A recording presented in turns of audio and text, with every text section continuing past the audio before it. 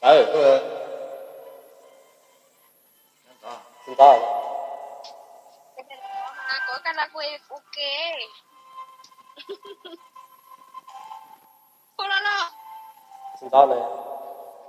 Có mà nói không? Lo tiếp cho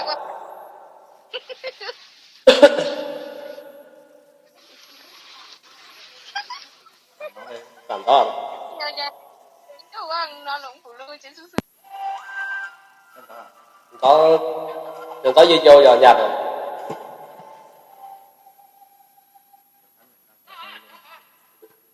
Alo. Alo. Anh nói mình có để đó sự cứ nhặt rồi tới vô thế đi. Tôi đặt thằng lông này có. Có mình nói nhặt không? Nó. Hả? Nó. Anh hát thử xem nha. Nó tao nói anh quất tao suốt kìa.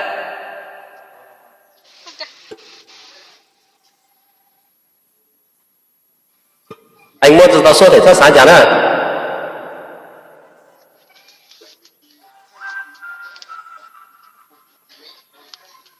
Bây giờ chúng con nhận đó cho tôi đi. Do tiền nung tớ cho xin gì có được không? Để rào nung nó yo nhỏ luôn gì lù xia lù lấy yo gì mà gì qua mùa trên đường chú xì lì nó do tiền luôn đã thơ si chua để rào hôn nung nó si bông của mùa lù xia lù lấy nhốt si tao qua xin đưa qua mùa ý lên rồng đi nó vì mùa luôn đã cho lo xin gì đâu luôn đâu ly đâu sống mất hao lo mù theo cho cũ lu cơ tan chớ cơ mà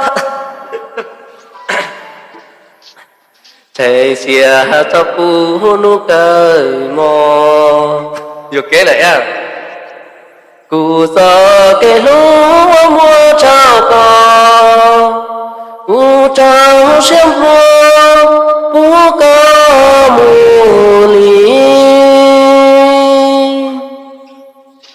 sao lulu anh mà tia si khawa cụ nói lúc cụ si do lù cháy nhung lù sông qua thao có gì đó suốt này anh có lấy đường rộng đâu mà hát được cái không? Anh có lấy đường rộng đâu, bài này anh có lấy đường rộng nhá. Anh không ngờ em bắt à? Em thích bài đấy mà. Vậy anh này không hát được bài này. Em không biết.